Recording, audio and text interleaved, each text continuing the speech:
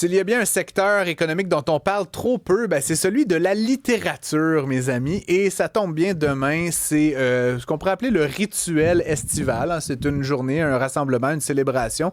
Le 12 août, j'achète un livre québécois. Que vous aimiez lire les grands romans de 1000 pages ou que vous achetiez des livres pour vos enfants, c'est un beau moment de se rappeler qu'on a tout un écosystème de créateurs, d'auteurs, de compositeurs, d'illustrateurs ici au Québec. J'en parle avec le romancier et poète David Goudreau. Bonjour David.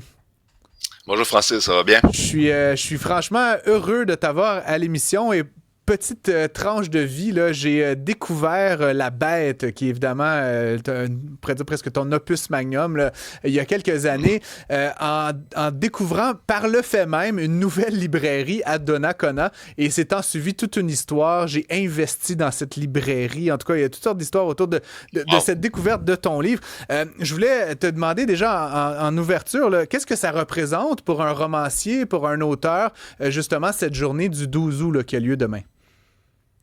Ben, j'ai l'impression que pour les écrivains, c'est une occasion exceptionnelle d'être lu.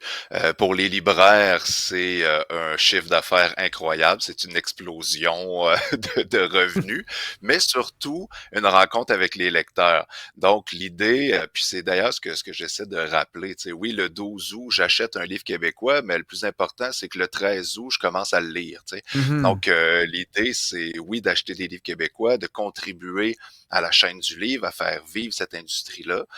Mais ultimement, c'est surtout de promouvoir la littérature.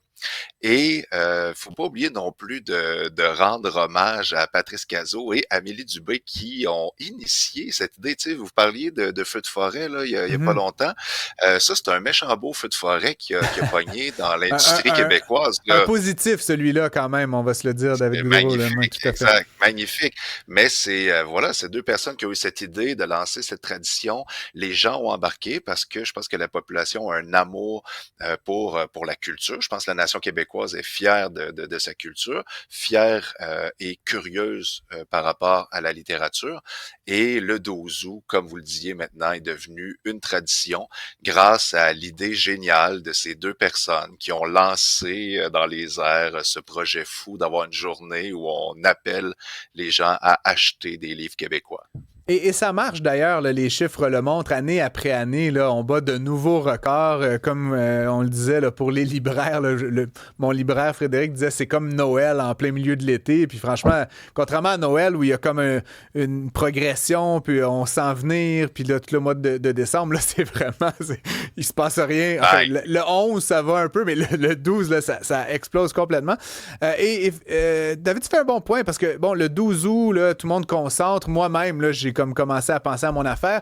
Mais le 13 août, il faut évidemment les lire, ces livres-là, mais il faut aussi en acheter d'autres, hein, parce que ce qu'on m'a dit, puis ce que j'ai entendu déjà, c'est que parfois, peut-être qu'on achète tout le 12 août pour un peu checker là, la boîte. Là, j'ai acheté mon livre québécois, puis là, comme on oublie qu'il y a de la littérature québécoise les autres 364 jours de l'année, il faut poursuivre cette bonne habitude-là, évidemment, à longueur d'année et ne pas encore une fois, c'est pas par culpabilité là, qu'on achète un livre demain. Ben, en fait, c'est déjà une bonne idée d'avoir une journée pour se consacrer à cet achat-là, mais la vérité, c'est que toute l'industrie du livre est plutôt en bonne santé, je dirais, mais peu d'auteurs arrivent à vivre de leur plume. Beaucoup de maisons d'édition vont rencontrer toutes sortes de difficultés en cours de route. Pour un titre qui fonctionne, pour un auteur qui devient un peu la locomotive finalement de la maison d'édition, il y a beaucoup de livres qui ne feront pas leurs frais. Donc, moi, ce que j'ai envie aussi de proposer aux gens, c'est non seulement, oui, d'acheter le 12 août, si possible, acheter toute l'année, mais surtout d'être curieux. Peut-être découvrir des auteurs, des autrices qu'on connaît moins, dont on n'a pas Hmm. entendu parler, peut-être même des genres littéraires qu'on n'a jamais explorés. Tu sais, moi, je me suis découvert une passion pour les biographies il y a quelques années, puis maintenant, j'en lis beaucoup, mais on peut essayer des essais, la bande dessinée, il se fait vraiment des choses géniales dans tous les genres littéraires au Québec en ce moment. Puis, moi, je propose aux gens d'avoir cette curiosité-là, d'aller un peu plus loin. Tu sais, le guide de l'auto, puis les livres de Ricardo, c'est super, là. Lisez-en, achetez-en, mais pas que. Essayez autre chose chose aussi.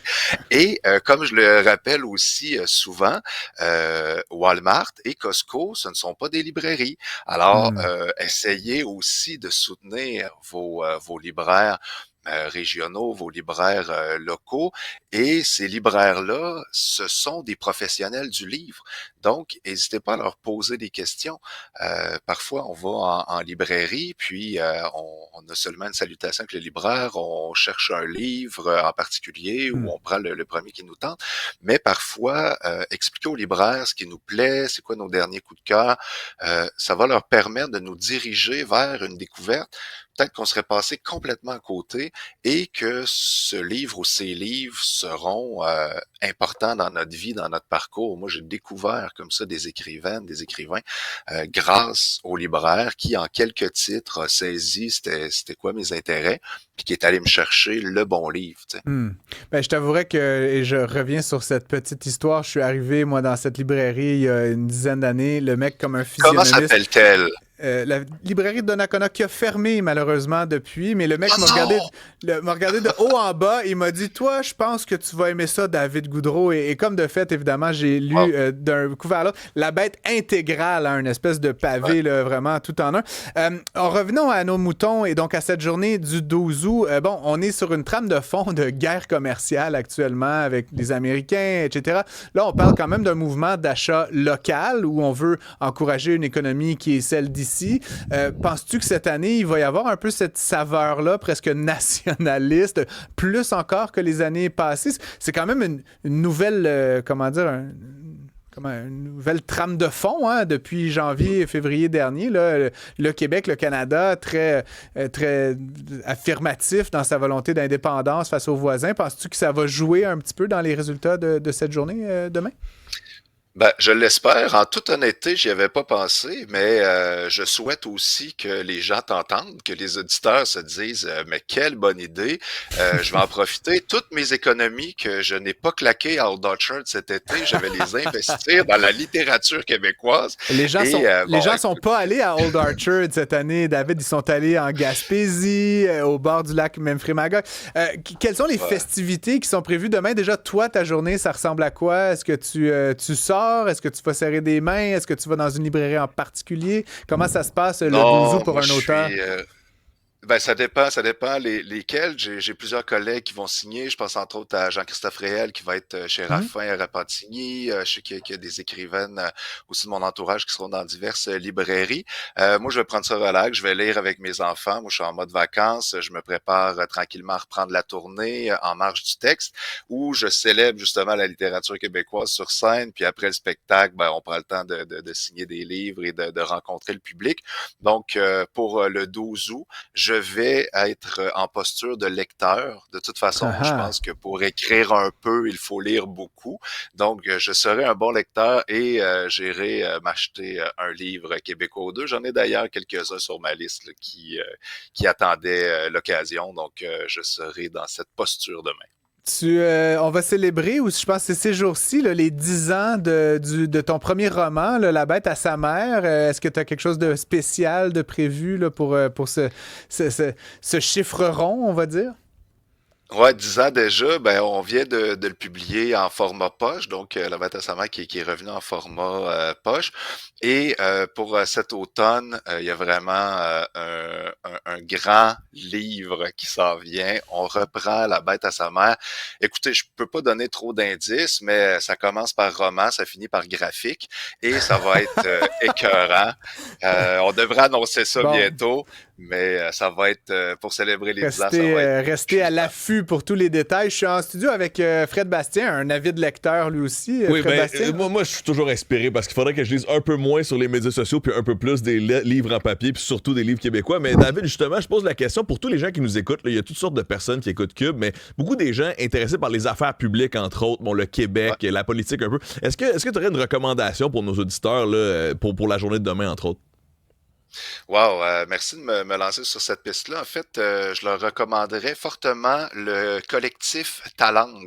C'est un collectif que j'ai dirigé pour les éditions Robert Québec. Ils ont parti une antenne au Québec. Puis c'est pas banal, là. Je veux dire, il y en a pas au Mali puis partout, là. Tu sais, ils ont reconnu la force du français québécois. Et ce premier livre-là, Talang, il y a plein d'essais, de poèmes, de réflexions. Écoute, il y a Stéphane Bureau là-dedans, Michel Tremblay, on a Maya Cousineau-Morène. C'est vraiment, vraiment fort intéressant, justement. Voilà, merci d'en afficher le visuel.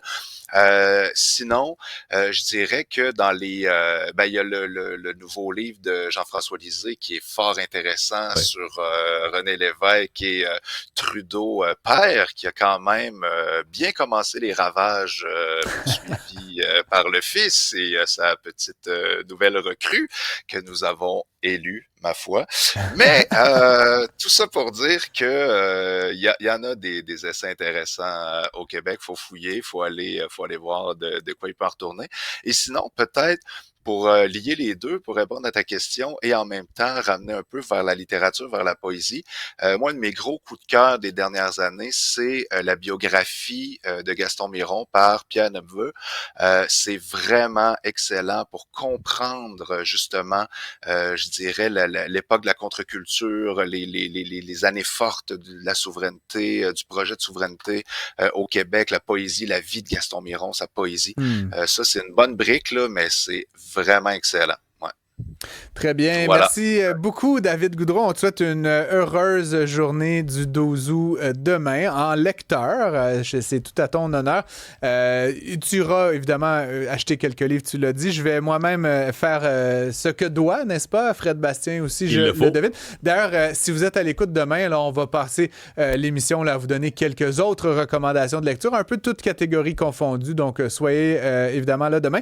D'ailleurs, s'il y en a certains parmi vous qui veulent nous partager des recommandations, des livres qui les ont marqués, que ce soit cette année ou dans les 20 dernières années, on prend, on n'hésitera pas à republier ça sur le site. Écrivez-nous un petit texto, appelez-nous au 1-877-827-2346. David Goudreau, je te laisse, mais merci beaucoup d'avoir pris le temps d'être avec nous aujourd'hui. Puis bonne lecture demain.